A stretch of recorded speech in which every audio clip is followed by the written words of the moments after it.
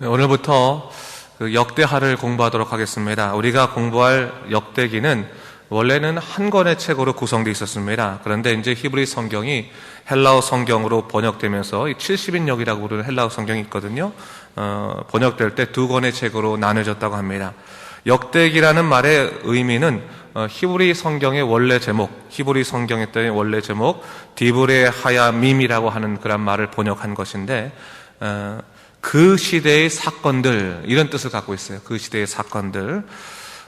역대기는 왕정시대의 역사책이죠. 본래 전통적으로 왕정시대의 역사 기록으로 인정됐던 책은 사무엘서하고 열왕기서입니다. 그런데 이 책들이 주로 예언자적인 기능에서, 또 다시 말해 선지자적인 입장에서 왕의 그런 문제들이나 이스라엘 백성들의 윤리적이고 영적인 삶을 지적하고 기록한 것을 주된 목적으로 삼았다라면, 이 역대기는 좀 관점이 다릅니다. 이 역대기는 주로 제사장적인 입장에서 하나님의 선택된 민족으로서 이스라엘이 어떻게 하면 다시금 그 하나님의 통치가 바로 서는 나라가 될 수 있을까, 그런 소망의 마음으로 쓰여진 책이라고 볼 수 있습니다. 그런 차이로 열왕기서가 북이스라엘이나 남유다 왕들의 그런 문제점들도 아주 사실적으로 기록한 반면에, 역대기는 하나님의 통치의 상징인 성전, 그 성전이 세워진 유다를 중심으로 해서, 남유다를 중심으로 해서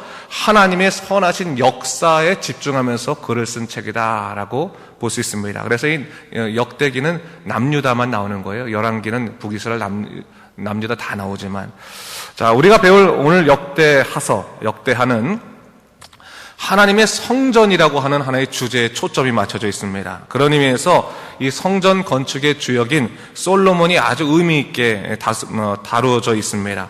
사실 역대기는 그 저작 시기가 바벨론 포로 시기 이후입니다. 그래서 학자들은 바벨론 포로 생활을 하고 돌아온 사람들 중에 하나가 이 책을 기록했으리라 보고 있는데, 그들 중에 에스라가 기록했을 것이다라고 하는 그런 의견들도 있습니다. 중요한 것은 포로기가 이미 솔로몬의 성전이 회파된 이후의 일이기 때문에 이 책을 저술한 사람은 새로운 성전에 대한 강한 소망이 있는 사람이었다라고 볼 수 있습니다. 그래서 역대하는 성전을 지으려는 솔로몬의 이야기에서부터 시작해서 새로운 성전을 지으라고 명령을 하는, 칙령을 내리는 고레스의 칙령으로 마무리되고 있는 것을 볼 수 있어요. 성전이라고 하는 것이 역대하의 아주 기본적인 주제다라고 생각하고 보면 되겠습니다. 자, 그렇다면 오늘 본문을 좀 우리가 공부하도록 하는데요, 제가 1장 1절을 한번 읽어보겠습니다. 보세요, 여러분. 다윗의 아들 솔로몬의 왕위가 견고하여 가며 그의 하나님 여호와께서 그와 함께 하사 심히 창대하게 하시니라 했어요. 다윗의 아들 솔로몬의 왕이 견고하다. 그래서 왕위가 견고하다. 다윗의 하나님이 솔로몬과 함께 하시기 때문에 유대가 심히 창대해졌다라고 증거하고 있습니다. 성경 기자는 유다의 창성함의 이유에 대해서 하나님이 함께 하셨기 때문이다라는 것을 분명히 이야기하고 들어갑니다. 그리고 하나님께서 다윗과 약속하셨던 것처럼 유다를 향한 복을 굳건히 지켜주셨다는 사실을 또한 이야기하고 있습니다. 여러분, 오늘날이요, 우리가 삶의 형통함의 이유를 다시 한번 생각해 볼 필요가 있습니다. 여러분, 첫 번째 이유가 뭐겠습니까? 역대기는 사실 유다 역사의 기록이잖아요. 개인으로 따지면 뭐예요? 일기와 같은 거, 일기와 같은 거. 성경 기자는 이전에 솔로몬 시대의 영화를 생각하면서 그 영화는 오로지 하나님께서 허락하시기 때문에 가능한 일이었다는 것을 고백하고 있어요.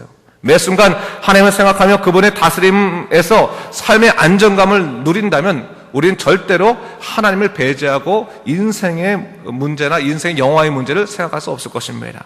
그런 의미에서 우리가 다시 한번 우리 삶의 형통함이나 안정감은 어디서부터 나오는 것입니까? 하나님의 함께 하심에서부터 나온다. 하나님의 동행하심에서부터 나온다는 것을 잊지 말아야 된다는 거죠. 자, 오늘 하나님의 성전에 대한 기록을 시작하면서 솔로몬을 우선적으로 언급하고 있습니다. 솔로몬은 사실 위대한 왕이죠. 하지만 그가 말년에는 그 위대함이 추락하고 말았습니다. 왜 그렇습니까? 그가 하나님을 전적으로 의지하고 살아가야 되는데 의지하지 않고 자기 생각으로 이웃나라와 결혼 정책을 해가지고 수많은 우상들이 들어왔죠. 결국 그도 우상 숭배를 하면서 그 어리석은 인생을 살아간 그런 불쌍한 사람이 됐습니다. 그래서 그 하나님을 배제한 채 살아가는 인생이 얼마나 어리석은가를 증거한 책, 그것이 뭡니까? 전도서죠, 전도서. 솔로몬이 전도서를 쓰면서 아마도 하나님을 생각지 아니하고 한 자기 인생이 얼마나 후회스러운가를 아마 전도서를 통해 썼을 것 같아요.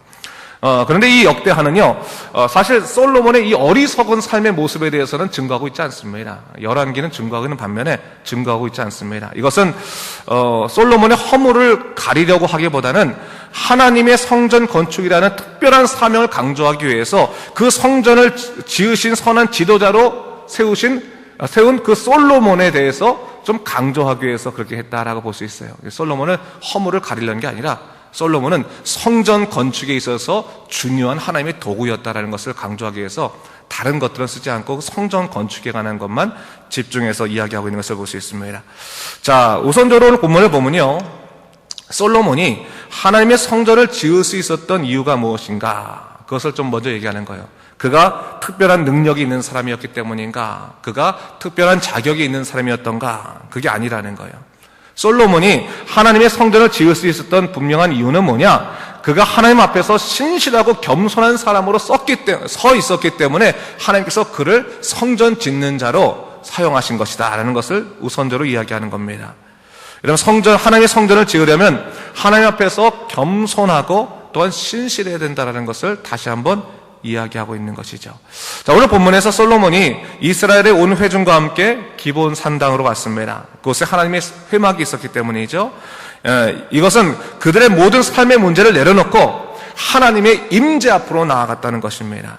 여러분, 오늘날 우리가 하나님께 예배 드릴 때 우리 자신의 문제를 가지고 하나님의 예배 장소에 예배 드리러 옵니까? 아니면 우리의 삶의 문제를 떠나서 오로지 하나님께 영광 돌리기 위해서만 하나님의 임재의 자리에 옵니까? 다시 한번 생각할 필요가 있는 거예요. 이스라엘 사람들의 예배 형태는 항상 산 위지 않았습니까? 성전이나 특별하게 구별된 장소였잖아요. 그들의 삶의 모든 것을 내려놓고 하나님께 영광 돌리기 위해서만 하나님의 임재의 자리로 왔단 말이에요. 그게 첫 번째였다는 거예요. 원래 우리 예배도 마찬가지입니다. 여러분, 우리가 우리의 문제를 해결받기 위해서 하나님의 임재 앞에 나온 것입니까? 아니면 하나님의 임재 앞에 나와서 오로지 하나님께 영광 돌리기 때문에 하나님께서 기뻐하셔서 우리의 삶의 문제를 해결해 주시는 것입니까? 삶의 문제가 해결돼도 두 가지가 전혀 다른 거예요. 하나님께 영광 돌리기 위한 것이 우리 인생의 목적이 되어야 한다는 것을 오늘 본문에서 분명하게 얘기해 주고 있는 거예요. 자, 다윗이 기브온 산당에 나와서 하나님께 1천 번제를 드립니다. 1천 번제는 1천 마리 양으로 번제를 드렸다는 거죠. 그런데 여러분, 그 1천 번제를 드렸을 때 이 잘못 부분요, 1천 번제가 이만큼 하나님께 헌신을 다하고 뭐 충성을 다했기 때문에 하나님께 축복해 주시지 생각하면 그건 조금 이 1천 번제에 대한 그 의미에 좀 오해가 있습니다. 이건 사실 1천 번제를 드렸을 때 그 기브온 산당 근처가 어떻게 됐겠습니까? 완전히 피밭이었겠죠, 그렇죠? 이스라엘 백성들의 그 제사는 피의 제사거든요. 수많은 그런 동물들이 다 죽어졌으니 얼마나 피 냄새가 진동있겠습니까? 그 피, 그 동물의 어떤 죽음을 가지고 다시 제사 드릴 때 그때를 보면서 그들이 느꼈던 게 무엇이었겠습니까? 철저한 자기들의 죄를 봤을 거라는 사실입니다. 자기들의 죄 때문에 사실은 동물이 죽어간 거 아니에요, 그렇죠? 재물이 죽어간 거 아니겠습니까? 그 피의 제사를 통해서 대속이라고, 하나님의 은혜가 없으면 우리가 죽을 수밖에 없다라고 하는 그 대속의 그 은총을 분명히 느꼈을 것이고, 야, 인간은 죄인이구나라는 것을 분명히 느꼈을 것 같아요. 바로 그 1천 번제를 통해서 그들은 하나님 앞에 우리는 죄인입니다, 우리는 아무것도 아닙니다라고 하는 것을 온전히 느끼면서 하나님께 제사를 드렸다는 거예요. 자, 그럴 때 하나님께서 솔로몬에게 나타나셔서 그에게 말씀하시죠. 뭘 말씀하십니까? 내가 너에게 무엇을 줄까? 그렇게 얘기합니다. 그때 솔로몬이 무엇을 구합니까? 일반 사람 같으면 자기 삶의 문제, 뭐 여러 가지 뭐 보아의 문제, 뭐 부의 문제, 건강의 문제, 이것을 얘기할 것 같았지만 오늘 본문에 보니까 솔로몬은 하나님을 향해서 뭘 얘기하고 있는 거예요? 다윗을 향한 하나님의 은혜를 생각하면서 그 은혜에 합당한 지혜와 지식을 달라고 얘기하고 있어요. 자기 백성들을 잘 다스릴 수 있는 지혜와 지식을 주시옵소서. 하나님의 백성들을 잘 다스릴 수 있는 지혜와 지식을 주시옵소서. 자, 하나님은 솔로몬이 부와 재물, 영광이나 원수의 생명 멸하기를 구하지 않고 또 장수도 구하지 않고 내 백성을 잘 다스리기 위한 지혜와 지식을 구한 그 마음을 기뻐하면서 다른 것들도 허락하신다. 이렇게 본문에 나와 있습니다. 여러분, 우리가 바로 이 솔로몬의 마음을 좀 생각할 필요가 있어요. 솔로몬은 무엇을 구했다는 거예요? 자기의 영광을 구하지 않고 누구의 영광을 구했다는 거예요? 하나님의 영광을 구했다. 자기 인생의 목적을 구하지 않고 누구의 목적을 구했다는 거예요? 하나님의 목적을 구했다. 그랬더니 하나님께서 뭐예요? 그의 자신의 삶도 지키시고 보호하셨다라는 것을 얘기하는 거예요.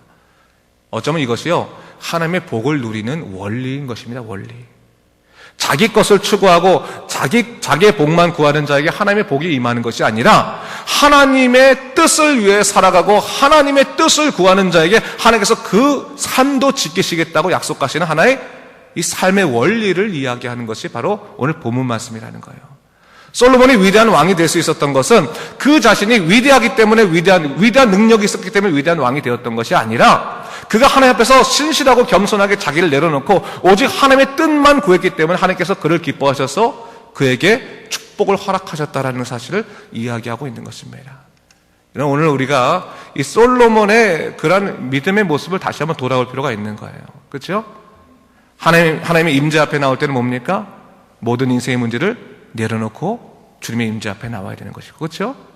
또한 하나님께 기도할 때, 우리의 모든 간구를 할 때 내 것도 참 많이 있고 급하지만 우선 하나님의 뜻을 간구하고 하나님의 뜻을 구할 때 하나님께서 우리의 삶을 지키시고 보호하신다고 하는 삶의 원리를 분명히 우리에게 보여주시고 계신 것입니다. 그 원리를 우리가 잊지 말아야 한다는 것이죠. 자, 여러분, 우리 10년 가운데서 다시 한번 어떠한 삶을 살아가고 있는지를 좀 돌아올 필요가 있습니다. 오늘 이 하나님의 성전이 건축되는 데 있어서 어떻게 보면 도구로 사용하신 솔로몬 아니겠습니까? 자, 그렇다면 오늘 우리의 정황을 한번 돌아보길 바랍니다. 여러분, 우리 마음에 하나님의 성전이 있습니까? 하나님의 교회가 자리 잡고 있습니까? 우리가 하나님의 성전을 우리 마음속에 세우는 사람이라면 우리는 어떤 사람이 되어야겠습니까? 육적으로 그 눈으로 보이는 하나님의 교회, 건물의 교회뿐만 아니라 하나님의 교회는 언제나 우리의 심령 가운데 세워지는 것입니다. 그렇다면 그 심령 가운데 세워지는 사람의 심령이 어떠한, 그 밭이 어떠한 것인지를 다시금 솔로몬을 통해서 돌아봐야 된다는 것입니다. 무엇입니까? 자기의 잘못됨과 허물과 죄의 문제를 하나님께 내려놓고 오로지 하나님의 뜻을 구하며 하나님을 향한 인생의 목적을 구하는 그런 믿음의 사람에게 하나님께서 하나님의 성전을 지으는 귀한 역사를 맡기신다라는 것을 절대로 잊지 말아야 되는 것입니다. 여러분, 그것은 참 기쁨입니다. 여러분, 예수 믿을 때요, 우리 안에 하나님의 교회가, 하나님의 성전이 세워져 있다고 하는 것은 너무나 큰 기쁨인 것 같아요. 여러분, 우리가 칠령락교의 건물을 잘 세워놨지만 이 건물 자체가 가지고 있는 가치라고 하는 것은 우리 심령 속에 있는 그런 하나님의 나라, 하나님의 교회의 그 가치하고는 비교가 될 수 없습니다.